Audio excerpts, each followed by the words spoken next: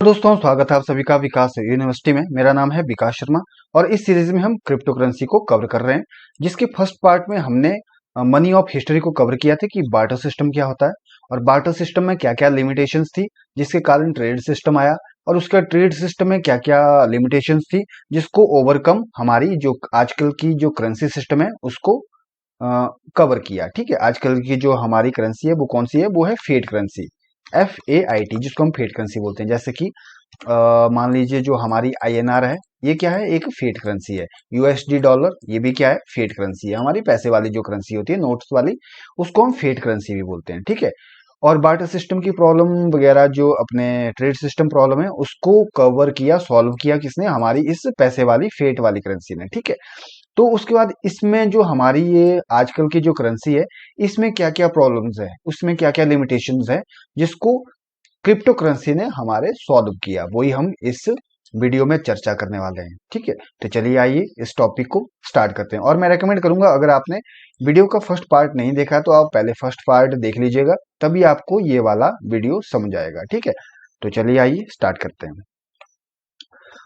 अब यहाँ पे देखिए जो हमारी ये वाली करेंसी है, ये कौन सी करेंसी है, ये है पैसे वाली करेंसी, फेट करेंसी जिसको बोलते हैं। ठीक है, जैसे कि हमारा डॉलर, INR, पाउंड वगैरह। ठीक है, अब जो ये वाली करेंसी है ना, इसमें प्रॉब्लम क्या है, इसमें प्रॉब्लम ये है कि इसको जो है वो रेगुलेट करती है एक अथॉरिटी। कौन सी, जैसे कि हमारा ये RBI आया, या गवर्नमेंट आई, या भी कोई रॉयल पर्सन या गवर्नर वगैरह। ठीक है, जो भी एक सेंट्रलाइज्ड अथॉरिटी है वो क्या कर रही है, इसको रेगुलेट कर रही है। ठीक है, जैसे कि यहाँ पे मैंने आपको पहले ही बताया था, यहाँ पे देखिए कुछ हमारा नोट है, इसमें जो ये तो क्या है, ये तो कागज है एक। ठीक है, ये 2000 का नोट क्या है, ये तो कागज है एक। अब 2000 का नोट है ये, अब इसको 2000 की वैल्यू कौन दे रहा है, इसको दे रहा है RBI। जैसे कि यहाँ पे RBI के गवर्नर ने सीधा सीधा लिखा है कि मैं मतलब कि इस 2000 नोट को एक 2000 की वैल्यू देता हूं। इस कागज का जो नोट है जिसमें 2000 लिखा है, इसको मैं क्या कर रहा हूं, 2000 की वैल्यू दे रहा हूं। और ये वैल्यू कौन दे रहा है, ये जो सेंट्रल अथॉरिटी है, जैसे कि RBI या गवर्नमेंट या गवर्नर, कोई भी आप बोलिए। ठीक है, अब देखिए, अब जो ये है ना सेंट्रलाइज्ड अथॉरिटी, तभी इसको हम क्या बोलते हैं, तभी हम इसको बोलते हैं सेंट्रलाइज्ड करेंसी। तभी मैंने यहाँ पे लिखा है सेंट्रलाइज्ड। ये क्या है, सेंट्रलाइज्ड करेंसी है। क्यों, क्योंकि इसको एक सेंट्रल अथॉरिटी क्या कर रही है, ऑन कर रही है। अब देखिए इससे प्रॉब्लम्स क्या है, इसकी प्रॉब्लम्स, इससे कई सारी प्रॉब्लम आती है। जब से जो मेन जो प्रॉब्लम आती है, मेन जो लिमिटेशन, वो है अनलिमिटेड सप्लाई।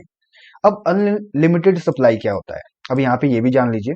सेंट्रलाइज्ड तो आप कंफर्म होगा कि सेंट्रलाइज्ड क्या होती है। सेंट्रलाइज्ड वो चीज होती है मतलब कि जिसमें एक सेंट्रल कोई चीज आए बीच में जो उसको ऑन कर रही है। ठीक है, अब इससे क्या प्रॉब्लम आ रही है, मैं आपको एक लिमिटेशन इसकी बता देता हूं, जो कि मैंने लिखा है अनलिमिटेड सप्लाई। अब मान लीजिए 2000 के 1 लाख नोट छपे हुए हैं। मान लीजिए 1 लाख नोट कितने, 2000 के हैं, उसमें से एक नोट आपकी जेब में पड़ा हुआ है। ठीक है, अब वहां पे सरकार क्या करती है, 2000 के 1 लाख नोट और छाप लेती है। ठीक है, अब जो, अब इससे होता क्या है, जो आपकी जेब में जो 2000 का नोट पड़ा है तो आपकी जेब में पड़ा, बट इसकी आपकी जेब में पड़े पड़े इस 2000 की नोट की वैल्यू कम हो जाती है। ठीक, एग्जाम्पल के लिए 2000 के नोट की वैल्यू 1900 रुपये रह गई, है लिखा हुआ 2000 ही, बट इसकी वैल्यू 1900 होगी। क्यों होगी, क्योंकि पहले तो इसके 1 लाख नोट थे मार्केट में सर्कुलेट, अब इसके 1 लाख और नोट आ गए, मतलब अब इसके 2 लाख नोट हो गए। तो आपकी वैल्यू, आपकी जेब में रहते रहते ही आपकी नोट की वैल्यू कम हो जाती है। ठीक है, क्योंकि हमने ये देखा भी है कि आज से 10 साल पहले जो 100 रुपए की वैल्यू थी, आज वो कम से कम 10 रुपए की रह गई है ना। जो जो चीजें 10 रुपए की 100 रुपए की उस टाइम 10 रुपए की मिलती थी, आज वो 100 रुपए की मिल रही है। तो इसका मतलब क्या है कि 100 रुपए की वैल्यू क्या होगी, घटकर 10 रुपए की हो गई। ठीक है, और वो क्यों हुई, इसका एक एग्जांपल है ये अनलिमिटेड सप्लाई, क्योंकि 100 के नोट क्या है, गवर्नमेंट ने ज्यादा छाप दिए। ठीक है, तो ऐसी कई सारी चीजें, ऐसी कई सारी प्रॉब्लम्स है कि यार एक तो सेंट्रलाइज्ड है कि कोई एक ही पावर है जो इसको, हमारा जो पैसा है उसको ऑन कर रही है, और एक ऐसी पावर है जो अपने मर्जी से, मन मर्जी से इसको ज्यादा छाप रही है। ठीक है, तो उसे हो क्या रहा है कि हमारी नोट्स की जो वैल्यू है, हमारी जो वैल्यू है हमारे पैसे की, वो क्या हो रही है, वो दिन प्रतिदिन आने वाले टाइम में कम होती जा रही है। अब इस चीज को सॉल्व करने के लिए एक हमारे पास बंदा आया, उस बंदे का नाम था संतोशी नाकामोटो। संतोशी नाकामोटो, उस बंदे का नाम था संतोशी नाकामोटो। उसने देखा कि यार जो हमारा पैसा है इसको हम बैंक में रखते हैं, बैंक उसका मालिक, असली मालिक उसका बैंक है, हम उसकी मर्जी के बगैर वहां से पैसे निकाल नहीं सकते, डाल नहीं सकते, ठीक है। और कोई एक अथॉरिटी है वो हमारे पैसे को रेगुलेट कर रही है, कभी भी पैसा अनलिमिटेड सप्लाई है तो कभी भी छाप रही है, तो हमारी जो पैसे की वैल्यू है वो दिन प्रतिदिन हमारी जेब में रहते रहते ही कम होती जा रही है। तो इस चीज को कैसे सॉल्व किया जाए, तो उसने ऐसा सोचा कि एक ऐसी करेंसी बनाई जाए जो कि क्या हो, सेंट्रलाइज्ड ना हो, जो कि क्या हो, डिसेंट्रलाइज्ड हो, मतलब कि कोई भी उसका मालिक ना हो। और एक ऐसी करेंसी बनाए जो कि क्या हो, जिसकी सप्लाई क्या हो, इसको काट देता हूं मैं अन्न को, जिसकी सप्लाई क्या हो, लिमिटेड सप्लाई हो, कि उसको कि भाई 1 लाख नोट है तो 1 लाख नोट ही होंगे, उससे ज्यादा नहीं होंगे, और सेंट्रलाइज अनसेंट्रलाइज्ड हो। अनसेंट्रलाइज का मतलब क्या होगा कि उसका कोई भी मालिक नहीं होगा, सभी उसकी बराबर के मालिक है, जितने के पास मान लो 1 लाख बंदों के पास एक एक नोट है तो सभी उसके बराबर के हकदार है, बराबर के मालिक है, ठीक है। तो ऐसी करेंसी निकाली जाए। तो ये आइडिया आया एक बंदे के माइंड में जिसका नाम था संतोशी नाकामोटो, ठीक है। अब उस बंदे का नाम क्या था, संतोशी नाकामोटो। तो उसने क्या किया कि यार अगर मैं कोई ऐसी करेंसी निकालूं जो कि, अगर मैं नोट वाली करेंसी निकालूं तो उसको तो रेगुलेट करेगी गवर्नमेंट, तो एक ऐसी करेंसी निकालती हूं जो इंटरनेट पे चले। जैसे कि इंटरनेट, आपको पता है कि इंटरनेट भी क्या है, ये इसका कोई भी मालिक नहीं है, ठीक है, सभी इसके मालिक है, सभी ने इसको मिलकर बनाया हुआ है।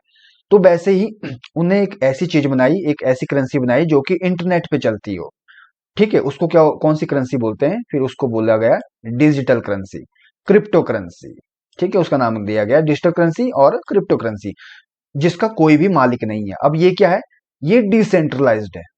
डिसेंट्रलाइज्ड का मतलब इसका कोई भी बीच में मालिक नहीं है, इसका कोई भी मालिक नहीं है, और इसकी इसने लिमिटेड सप्लाई कर दी कि भाई 21 जो मिलियन है, 21 मिलियन ही बिटकॉइन मार्केट में सर्कुलेट होंगे, ठीक है। अब 21 मिलियन का मतलब है कि अगर आपके पास एक बिटकॉइन है तो बाकी 21 मिलियन माइनस 1 बिटकॉइन ही बाकी दुनिया में रहेंगे, ये हमेशा के लिए एक गिनती में रहेगा कि इतने मार्केट में और एक बिटकॉइन आपके पास है, ठीक है। तो इस बिटकॉइन की वैल्यू समय आते आते बढ़ेगी बढ़ेगी, बट कम कभी भी नहीं होगी, ठीक है। तो ये एक उसका, संतोशी नाकामोटो का क्या था, एक नजरिया था, एक दृष्टिकोण था कि एक ऐसी करेंसी को बनाया जाए, ठीक है। और ऐसी करेंसी के लिए एक ऐसी टेक्नोलॉजी भी चाहिए जो ऐसी करेंसी को बना सके, जो कि डिसेंट्रलाइज्ड हो, कोई भी उसका मालिक ना हो और लिमिटेड सप्लाई हो।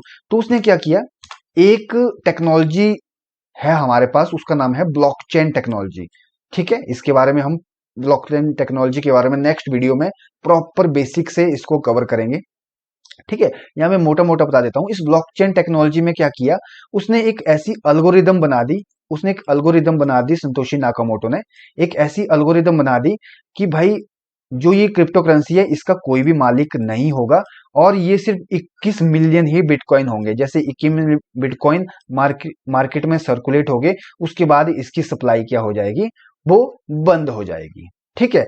और कोई भी इसका मालिक नहीं होगा, ठीक है। ब्लॉकचेन एक ऐसी टेक्नोलॉजी है इंटरनेट के ऊपर जिसके ऊपर बनाई गई कोई भी चीज का कोई भी मालिक नहीं होती है, ठीक है। अब जो संतोशी नाकामोटो है ना, यही इस क्रिप्टो करेंसी में कोई चेंजेस करना चाहे, जो कि इन्होंने बनाई सबसे पहली जो क्रिप्टो करेंसी है वो है बिटकॉइन, ठीक है। जो भी इन्होंने बिटकॉइन बनाया, अब इसकी जो सप्लाई है बिटकॉइन की वो कितनी है, 21 मिलियन की है, ठीक है।